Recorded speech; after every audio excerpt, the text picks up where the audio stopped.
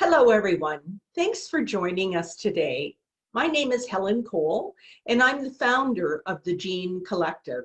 The Gene Collective is an initiative developed by a group of women who bring their own unique skills and experience to the collective.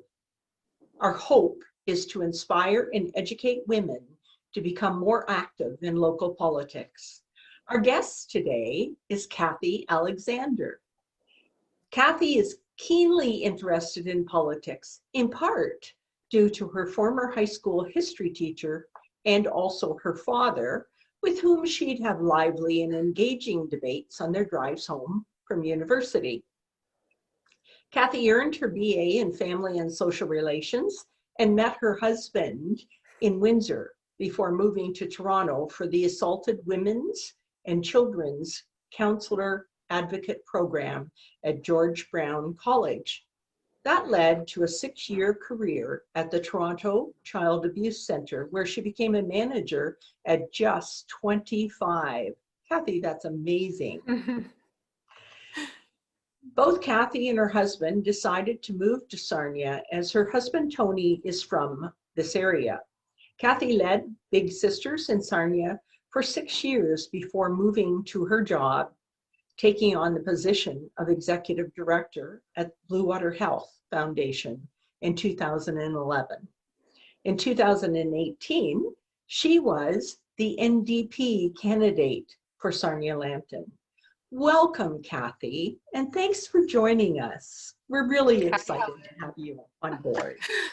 Thanks so much for inviting me to be a part of this, and thanks for all that you've done to put the Gene Collective together, and it's a really important initiative, and I think that I'm just really happy to be invited to be part of this conversation with you today. And so much of what you just kind of overviewed about my life really feels so long ago, but I had some really wonderful experiences that really contributed to me getting to where I am today. So thanks so much for having me. Well, I do remember when you came to Sarnia and when you started at Big Sisters, and I agree, it seems like forever. Yeah. Seems like long ago. Time flies when you're having fun. So, Kathy, often we have a reason for wanting to throw our hat in the ring. At a different level, I remember that when I ran for office in the city of St. Thomas, I wanted to find a way to save Alma College. That was one of my causes in those days. However, I soon learned that I needed to focus on the issues of the entire community. I went on to enjoy 3 years in office as an elected official. So that's just a little bit about me. But what was your why? What made you decide to take a run, first at the nomination and then to run in the election? And that's huge. So it was, yeah, it was huge. It was a huge decision. And I think what's really interesting, Helen, is you and I have known each other for a long time, but not until recently did I know that you were an elected official as well. So it's funny, the things that you come across. We've both done a lot of charitable work together and fundraising together. So I'm glad that I've learned that about you. And for me, it's been almost 3 years since that. 2018, again, feels so long ago. So much has happened and changed. So much has changed. The last year feels like 10 years, I think, for so many of us as we're dealing with the pandemic. But I really started reflecting when you and I first started discussing this conversation as to what was my why or my reason. And I actually couldn't come up with just one single factor. So there were actually several factors that really led to my decision, first to seek the nomination. And then when the party entrusted me to be the candidate, that was kind of like a, whoa, here we go. Let's give this a shot. But one of the biggest factors for me, so like you said at the onset, I've actually always been really engaged and motivated and inspired by political action. And I did have some really great mentors as I was growing up and learning about ways to get involved and make a difference. I got to go on a lot of great trips as a student. I remember going to Queen's Park and singing in a choir, and I was just inspired by the location. I remember going to Ottawa on school trips, and one of my most memorable experiences was actually going to Washington, and that was actually, all of those trips were facilitated by the teacher that you referenced early in the conversation. But I was actually been involved with the party prior to seeking the nomination, and I was approached by the party by Catherine Fife, who actually is the MPP for Kitchener, and she was the chair of the candidate search committee for the NDP, and they had a really strong commitment to wanting to run a slate of female candidates. And we talked several times, and the more and more we spoke, and the more she provided insight and support and encouragement, it really for me became something more than I actually ever thought it would be. I couldn't stop thinking about the opportunity, and it really wasn't about a why, but more of a why not? Why would I not try this out? Why would I not put my name forward? I knew it was a risk. I knew it was a big decision to make, but the motivation and the encouragement, and actually looking across the province in 2018, across all parties, it was really remarkable to see how many females were seeking roles across the province, and that in itself was actually really, really encouraging. But for me, the kind of rationale was, for me, in any kind of big decision I've ever made in my life, it's always come with that, you can't get it out of your head. You can't get it out of your head. So that really motivated me to put my name forward for the nomination. But again, that feels like ages ago, but it also professionally in my role now, it was the same thing. I've always been happy and very, very fortunate and very privileged in my roles that I've held in Sarnia and in Toronto before relocating to Sarnia. But every big change I've made in my life or leap forward had that kind of that feeling to it. So I knew I had to trust my gut. Well, you did well. I remember being surprised that you were the candidate, because I felt that you were very comfortable in your job, and I remember being surprised, but you were a very credible candidate, and Thank you. did well. Thank you. And it really wasn't about, I love my job. And that for me probably was the biggest, like, oh my gosh, what if you win? You have to leave this remarkable opportunity that you have. So it really was never about not loving, or it was almost like an extension. In my job, I really get to work with so many wonderful people in the community, and I really saw it as an extension of that. So yeah, thank you for that feedback. I appreciate it. I could understand why you would feel that it was an extension, because you care for the community and people in the community through your job. So Kathy, what was your biggest surprise during the campaign? Yeah, it was a brand new experience for me. I had actually volunteered on other people's campaigns previous to me being the candidate. But I think for me, the biggest, and I wouldn't say it was a surprise, but I almost was perplexed that it happened. I almost anticipated that it would happen, but then when it did, I was like, really? This is how, female candidates are being questioned or challenged, and really looking at the different ways that not only people in the community, when I would knock on doors, but at debates or at media interviews, the certain style of questions that were put forward to me that I know were not put forward to my male counterparts. So a lot of kind of perceptions or barriers to women. What will you do if you win? How could you feel like leaving your children? And very geared to almost putting barriers in place for being a female candidate or a mother or a care provider. And really that surprised me.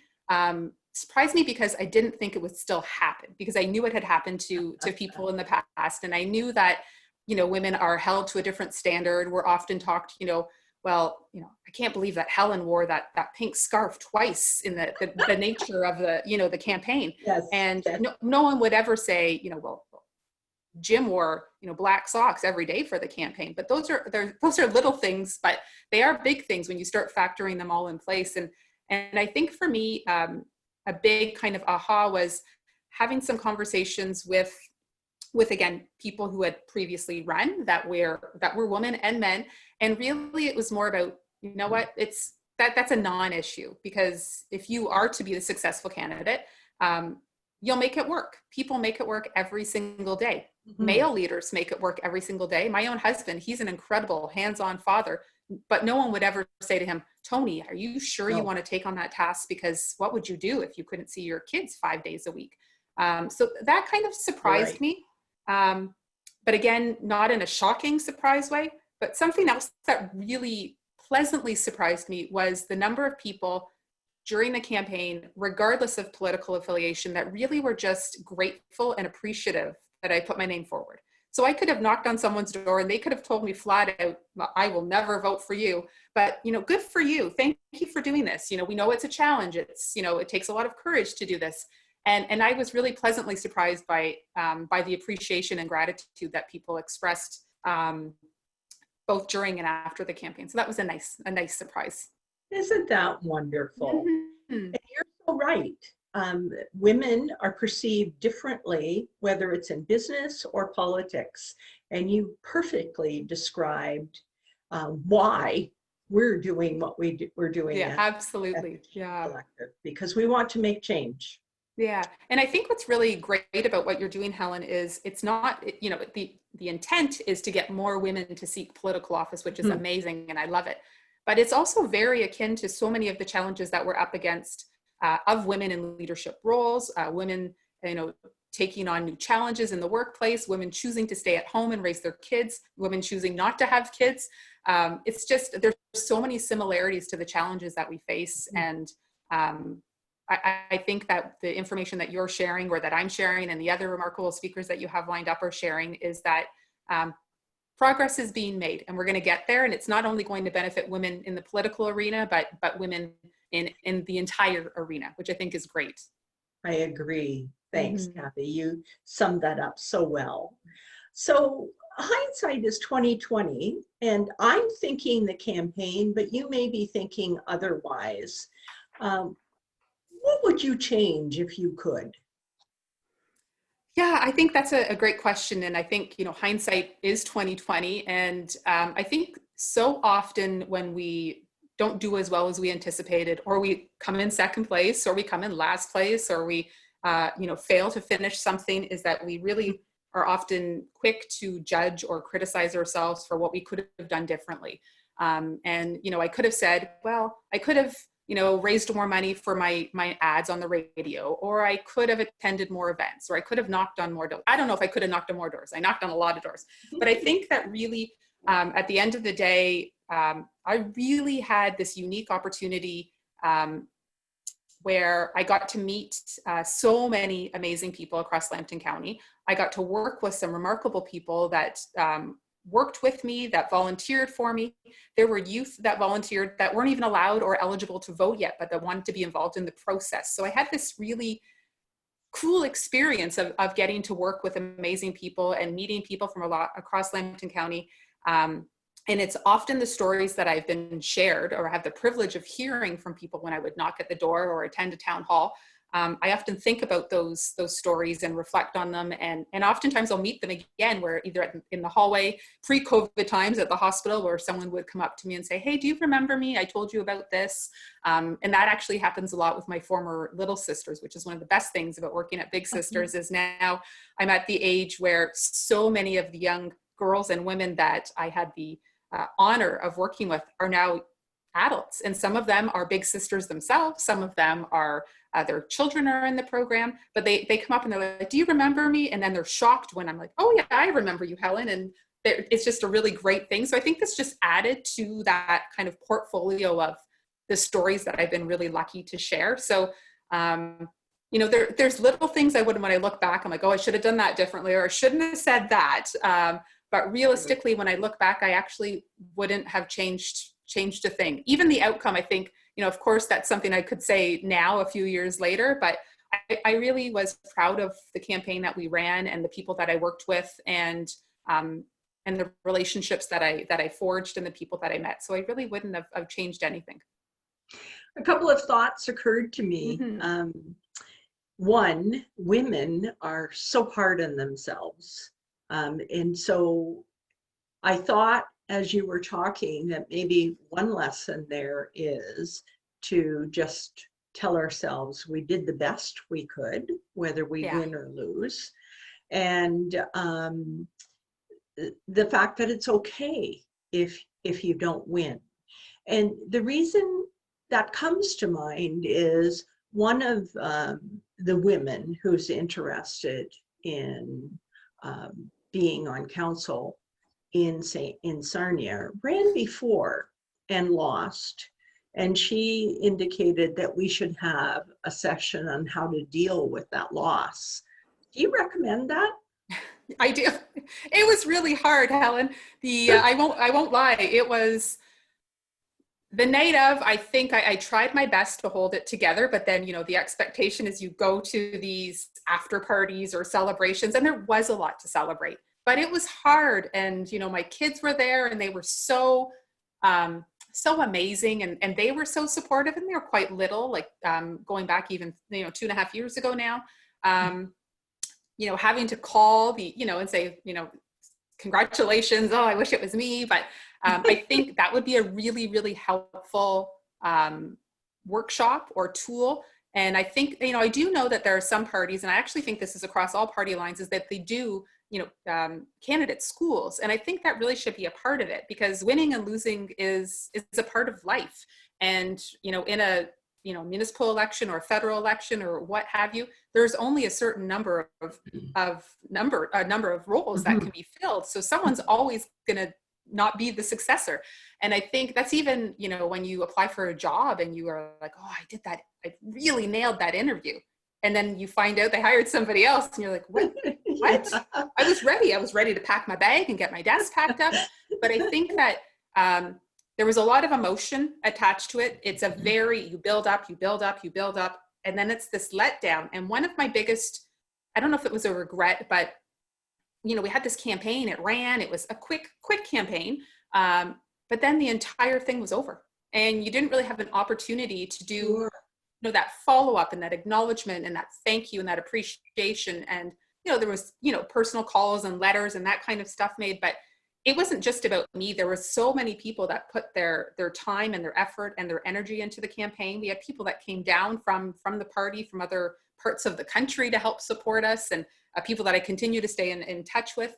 But it was a real difficult, I'm also a poor loser. That's something people should know about me. So it was really hard to maintain my professionalism and my, but the next day I remember just sitting there, and actually all of my family had come down from Hamilton for the night of the election.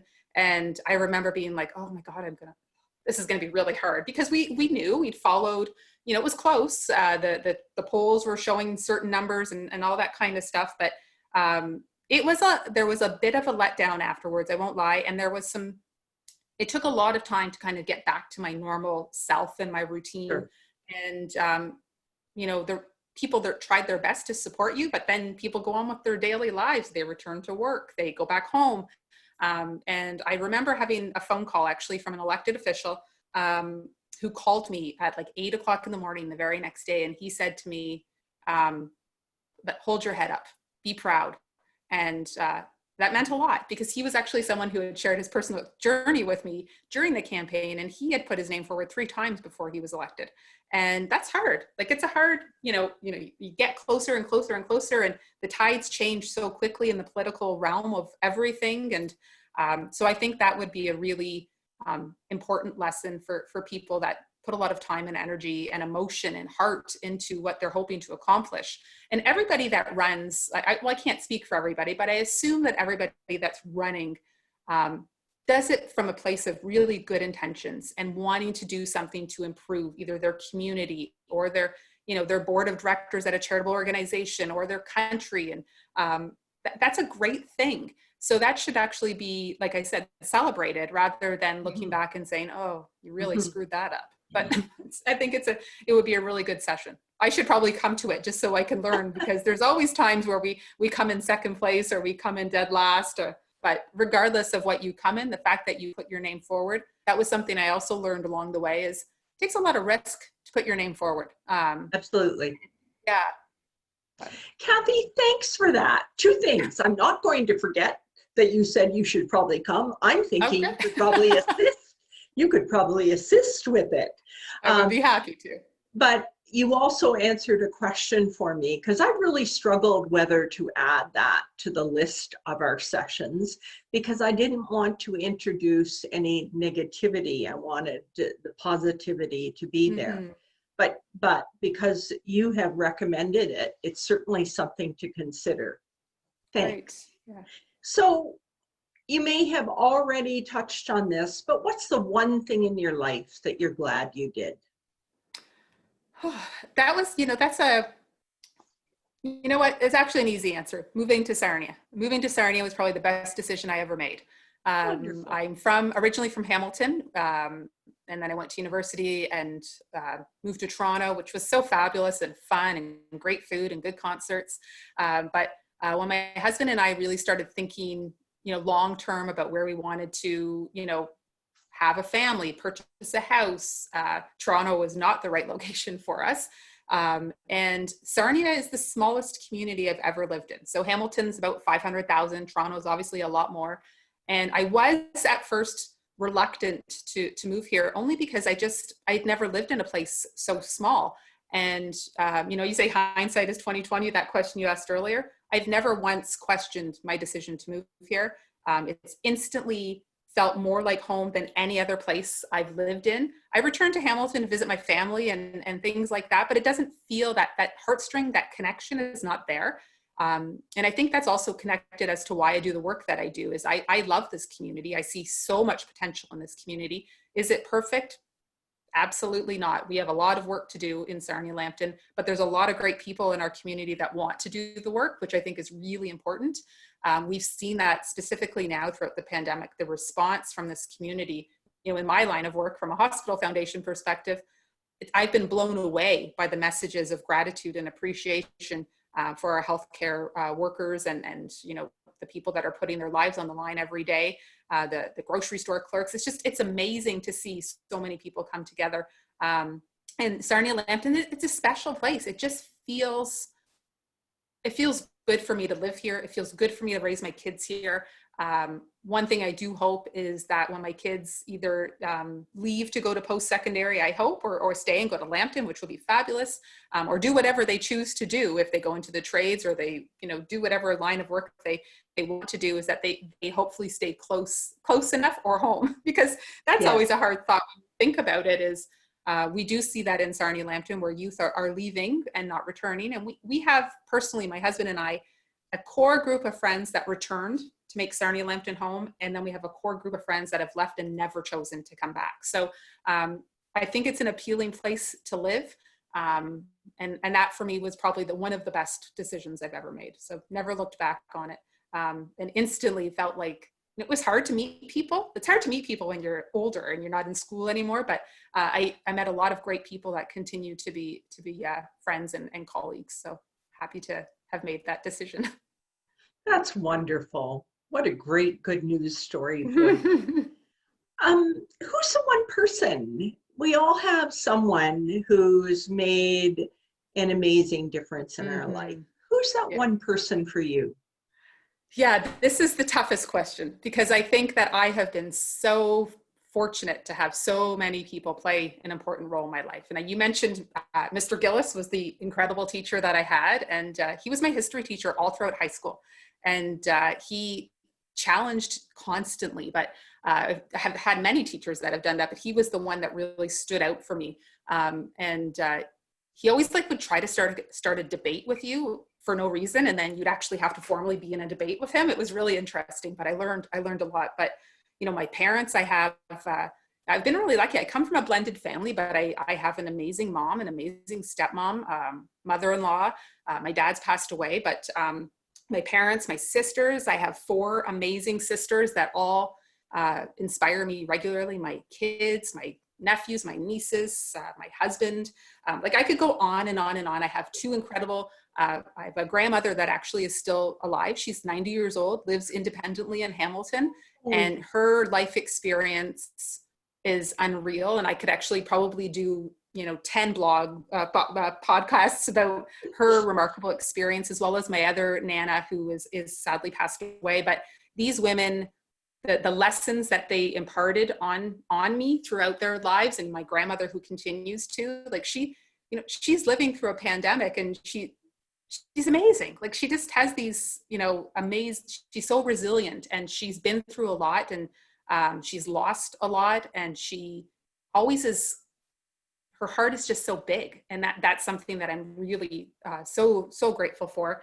And I also have professional mentors. So I think that was part of why I was really loving my job when I was at Big Sisters, is seeing the role that a mentor can have, not only on a youth or a child, but as adults. I think sometimes we forget that we need mentors. And I have two professional mentors that I continue to be always in touch with, that have really answered all of my questions. They let me bounce ideas off of them. They provide support and guidance. And I think that's really, really crucial.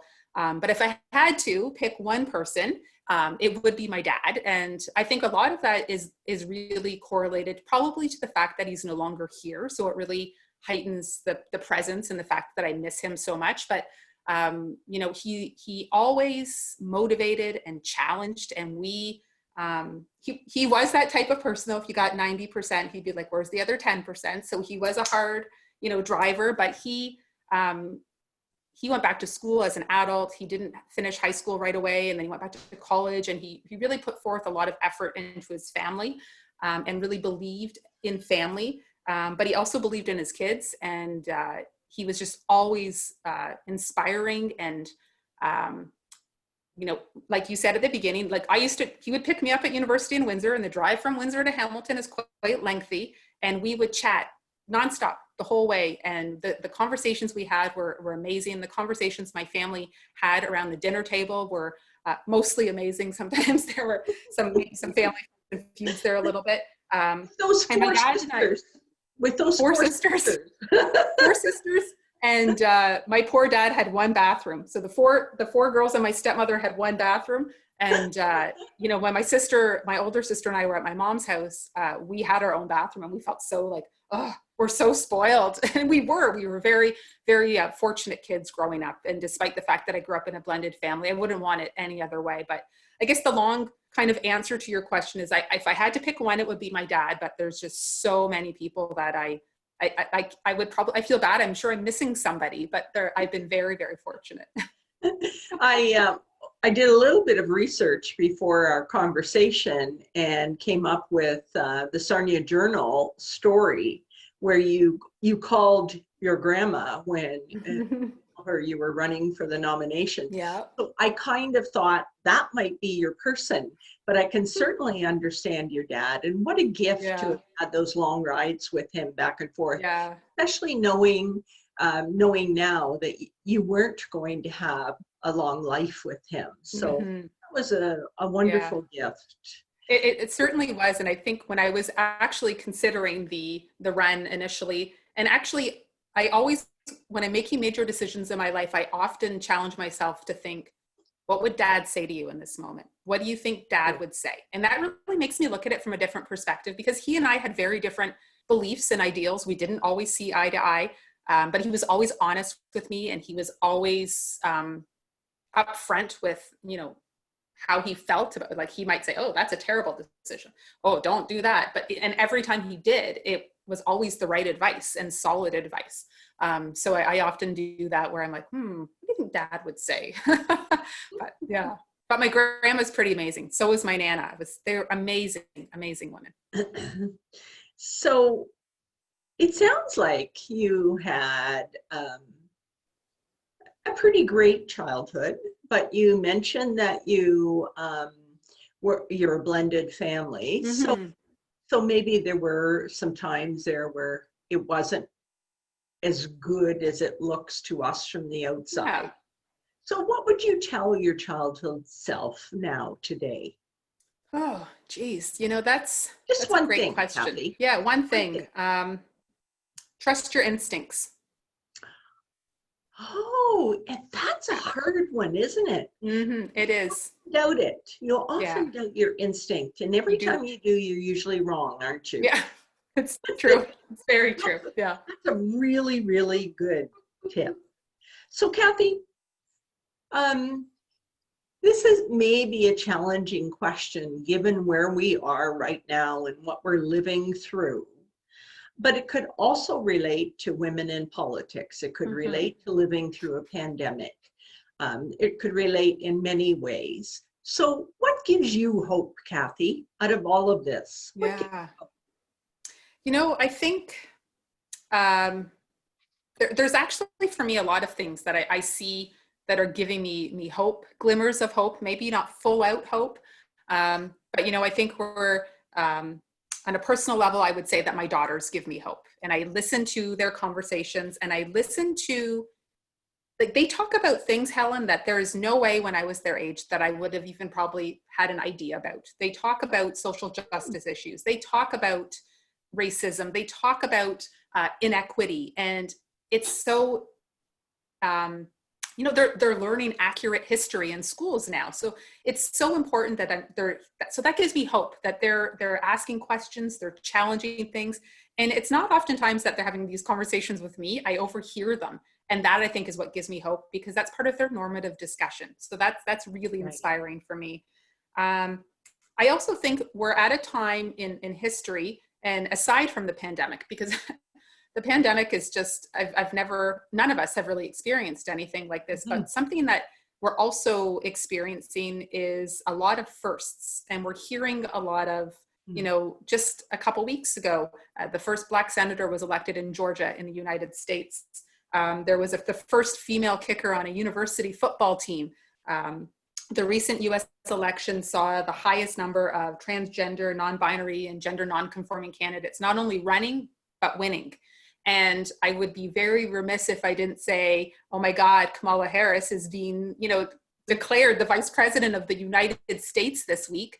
Of course, I'd like someone to be the president or the prime minister that's in that position, but there are so many firsts. And I think that when there's firsts, there'll be seconds and thirds and fourths. And I think that there's momentum building, and that gives me hope, because I think that diversity and inclusion and representation really matters. And, I think that people deserve to look at their elected officials and see people that represent them or their communities. And sometimes we're seeing that. At a provincial level, the numbers were the highest ever in 2018 around women being elected. And at the federal level, it was also really good numbers as well. So we're seeing that, but there's still room to go. We're not at 50%. That's right. And, you see these other countries as well. And I know there's some pretty remarkable female leaders that are doing great work, but we still know that there's a lot of barriers that are out there. And we know that, one of the things that really struck for me, and again, I think about hope and looking at things with a silver lining, is a lot of times women who are elected to a leadership role often don't get reelected to that leadership role. So there are some stats around, kind of being that second, election, or people really start criticizing you. And there's a lot of, again, that criticism and that judgment on women who were maybe, she was too emotional when she made that decision about the, whatever have you.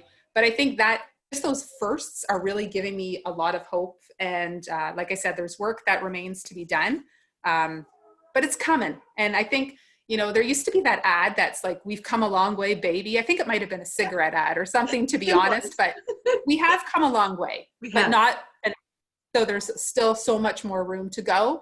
But there is definitely hope intertwined between all of those barriers that still succeed. You have given me just an excellent opening to briefly talk about the Gene Collective and the person it's named after. Jean McDougall was my mentor, and we actually became very, very close, a mother-daughter relationship. And it's because of her that this initiative takes place. Jean always wanted to see more women involved in politics. And she was the cousin of Nellie McClung, who was a suffragette. So that's just so cool that this is happening and it's working, and it's very exciting. So you've learned a lot over the last several years. What would you still love to learn? I mean, you've got a long life ahead of you, Kathy. So just give us one thing that you have to learn. I'm a firm believer in continued learnings. I'm actually currently doing my master's right now in philanthropy and nonprofit leadership. So that's taking up a lot of my spare time, but I think if I always think about, and I think I blame Pinterest for this, but I would love to learn how to do something kind of really off the wall creative, like needlepoint or the problem is I'm not really that creative, and but I think it would be a good challenge for me. So currently, again, enrolled in doing my master's is kind of my new learning right now. It's definitely a lot of, it takes a lot to go back to that academic mindset of things, but I would love to do something crafty and creative and together with my girls. I think that would be a lot of fun. I have some counted cross stitch stuff I can give you. I Ah, did that years ago, so think yeah, about it that. would be fun. Yeah. I'm terrible. I don't even know how to sew like a needle back on a shirt. Like I'm just, yeah, not So a we skill can, that so we I can be very frustrating, Kathy. I took a quilting class some years ago and discovered that I'm not the most precise, and the 1/4 inch seam that you need in me really did not get along. But have. I feel your pain. I'm always dreaming that I can be more creative in Yeah. hands-on ways. So Kathy, my final question for you is, what historical event do you wish you had witnessed? Yeah, that's something that I've often thought about, and I really think I would have loved to have been there when the introduction of universal healthcare took place in Saskatoon first, and then Canada. I think when you look back, it was such a radical mindset. Like it was something that people were like, whoa, like free healthcare, that's a bad thing. Like how would we manage this? And now it's so ingrained in the fabric of being Canadian. And again, I say caution that it's not perfect. We know there's room to improve. But I think it was such a momentous time. And I think there was a show on CBC and it talked about who's the most influential Canadian. And it was almost Terry Fox, but I think it ended up being Tommy Douglas was the winner. And he was obviously the father of Canadian healthcare. Mhm. Also very cool, like related to Shirley Douglas and Kiefer Sutherland. And, there's all Right. those strong Yeah. connections to great Canadians. But I think, as I said, it was a really radical thought back then. But, again, I have a privilege of working in healthcare, and especially during a pandemic, and seeing the response and recognition and the gratitude for what we have and what we have access to, and the appreciation for the frontline and backline healthcare heroes that are working so diligently to save lives throughout the world right now, but in our own community. Mhm. It's just been remarkable to see. So I think that would be really cool to kind of watch behind the scenes how those conversations actually happened and how it actually spread across the entire country to take place would be really cool. And then on a purely selfish note, I would have loved to have been in Toronto when the Toronto Raptors won the NBA championship, because I'm a diehard Raptors fan and I watched all of the games. It's one of my favorite guilty pleasures is cheering on the Raptors, no matter how badly they're playing like this year. I just love them. They really are my favorite thing. So I would have loved to have been in Toronto to participate in that chaos when the entire country came behind and celebrated with them. So nothing political at all with respect to that, but one of my absolute favorite things to do is cheer on the Toronto Raptors. Kathy, this has been a great interview. Thank you. It's been fun. It Your has been. life, and I've just really enjoyed talking with you. Thank So you, Helen. I really appreciate it. thank you so much for taking the time. I've known you for years, but Mm-hmm. on a very superficial level because we interacted through our community Yeah. organizations. And so that was the first thing I noticed when I did a little bit of research, and then talking with you today, you this has been really great. I really enjoyed it. Thank you so Thank very you. much. Thank you so much. I really appreciate the opportunity. It was a lot of fun.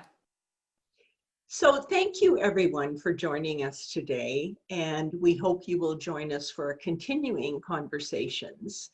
Our education series for 2021 is listed on Eventbrite, and there's more information and links on our website at www.thegenecollective.ca.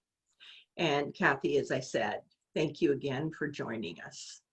And to those of you who are watching today, thank you. I hope that you are inspired and encouraged to become involved and to create change from within. And I'm ending every conversation with these words from Jacinda Ardern. We can carve our own path, be our own kind of leader. We need to create a new generation of leadership. We can do this together, and I encourage you to try. Thank you so much.